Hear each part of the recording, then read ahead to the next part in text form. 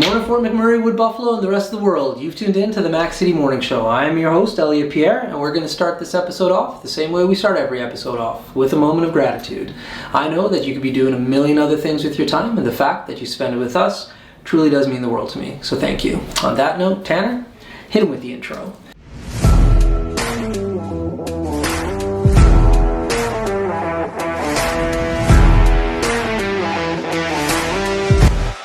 And we are back. Big shout out to Lisa Hartigan and Coldwell Banker for hosting us in their beautiful facility today.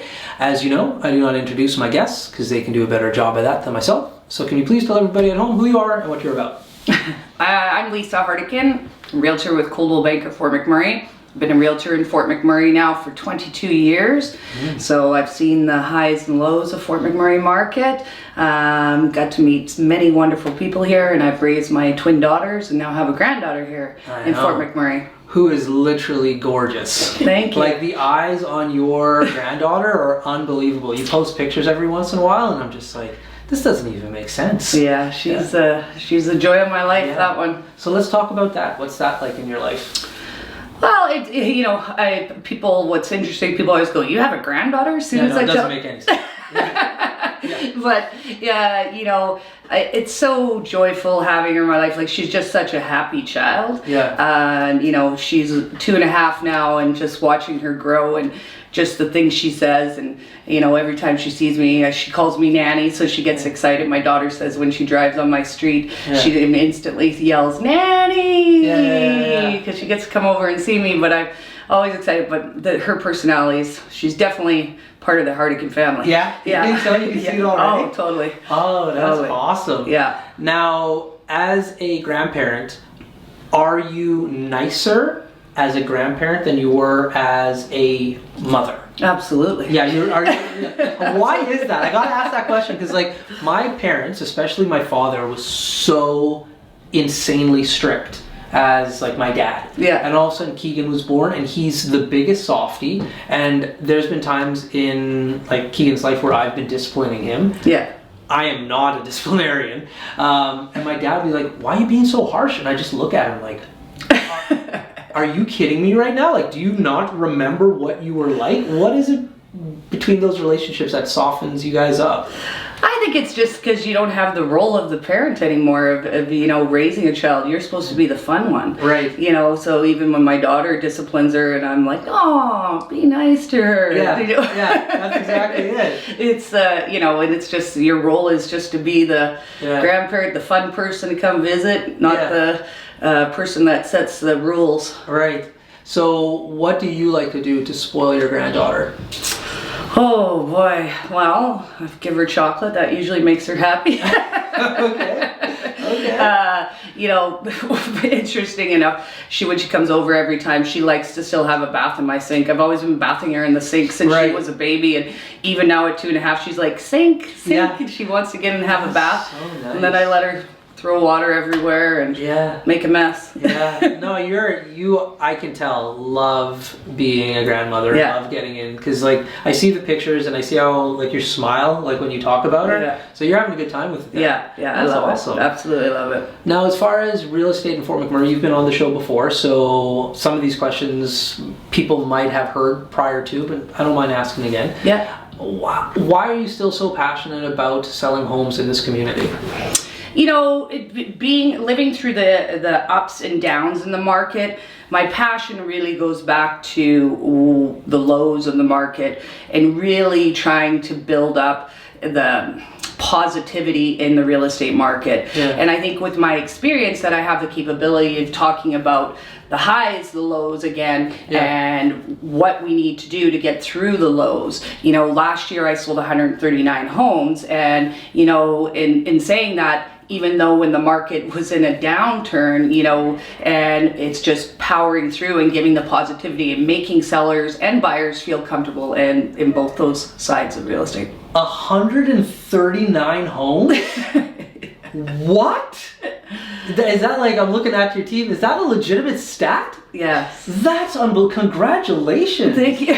That is huge. Oh my Lord. Well, I didn't do it alone. I did it solo as a real estate agent, but I did have my assistant Ashley, who thankfully got thrown into the deal. She started with me last year in January and basically got thrown into it and helped me through dealing with paperwork and social media and everything. That's incredible. Congratulations. Thank you. Hence the awards, no doubt. Thank you. Wow. So when you're selling homes in Fort McMurray, with that volume, I have to assume you're selling everything from like a trailer to a not multi, we don't have those, $1 million homes. Yeah. What do you feel is kind of like the niche that people like think of you for though?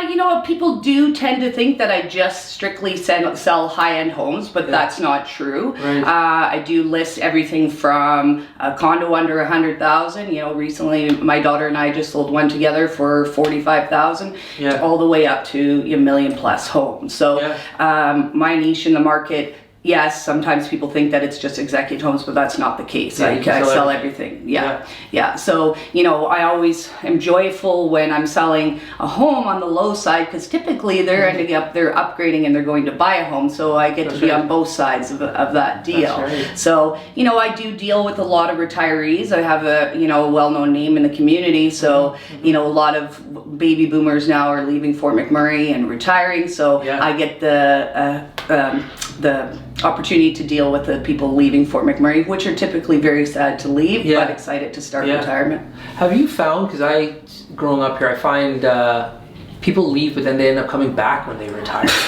Like, it's like, like it happens often. Like, have you seen that? Yeah, and you know what? I'm going to speak to this just as a grandmother. Yeah. And the biggest reason is because their kids stay. What I've really noticed, like we've always seen Fort McMurray almost be more transient, but what I've really noticed now is that the younger community that have grown up in Fort McMurray, like my daughters, have decided to make Fort McMurray home forever. That's right. So their parents, and so they're raising kids, having children, so their grandchildren are here, so their parents come back because they miss their family and kids, and they want to be with their grandchildren more. When I was in human resources, guys would be retiring all the time in the same kind of situation. They're like, yeah, I'm moving back east, and I would tell them, like, that's a stupid idea. And they're like, why? I'm like, well, because you have kids and like they're still here, they work in the oil sands, and they're probably going to have children soon, and then you're going to want to see your grandkids, and like that time and cost for you to fly back and forth, like I can't see this working long term.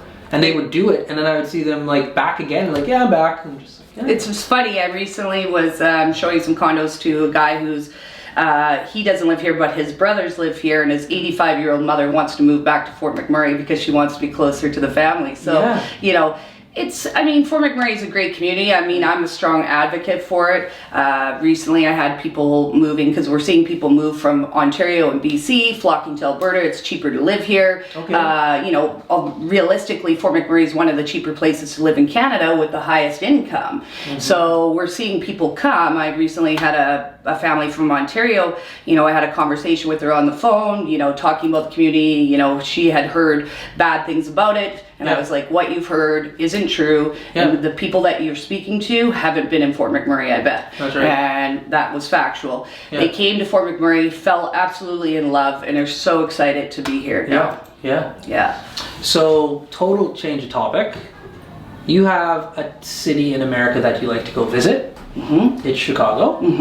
Have you been able to get back to Chicago since COVID has...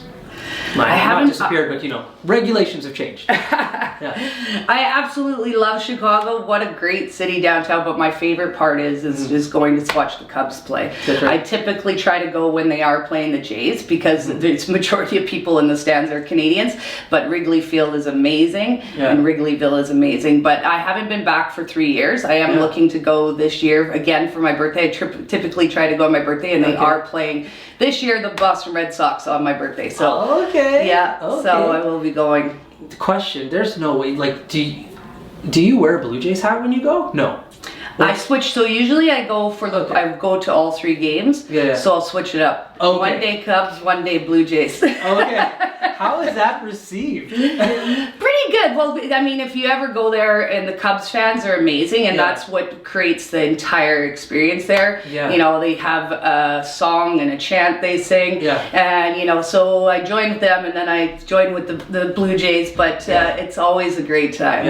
I've never been able to make a Cubs game. It's just Chicago, I've said it on the show a bunch of times, is my favorite city in America. It's gorgeous. Period. But every time I go, I've never been able to see the Cubs. I've seen the Sox play. I've been able to see a conference final Stanley Cup game, Game 7, Chicago versus LA. But every time I go, the Cubs are not in town. Oh, it's gosh. I've been to Wrigleyville to like walk around, and it's amazing. Yeah. I can only imagine what it's like when... Well, it's super cool now too. They have that Marriott hotel right across the street from the stadium that I usually stay at during the games. And they've made it the timeline in the entire hotel the same as Wrigley Field. So everything is really old, and it's really, really a great experience. Nice. Love it there. It looks like you're going to be going back relatively soon. Very cool. Well, listen, these episodes are a little bit shorter, so time flies, and Tanner just tapped his watch, so that means we're out of time. All right. That being said, before I cut you loose, everybody gets a shameless shout-out or plug. So you got the mic, the camera, the lights. Have fun. All right. Well, thanks for having me on the show. Once again, my name is Lisa Hartigan with Coldwell Banker Fort McMurray. My number is 780-714-4156. You can visit my website at Lisa Sells YMM. And remember, everything I touch turns to sold. I love that slogan. All right. Well, Fort McMurray, Wood Buffalo, and the rest of the world, that's been another episode of the Mac City Morning Show. Big shout out to Colin Hartigan and Coldwell Banker for having us in their beautiful facility. I hope everybody at home is having a great day, and we'll see you tomorrow. Peace. What a deadly old way to end another morning show. Later, boys. It's so ballistic!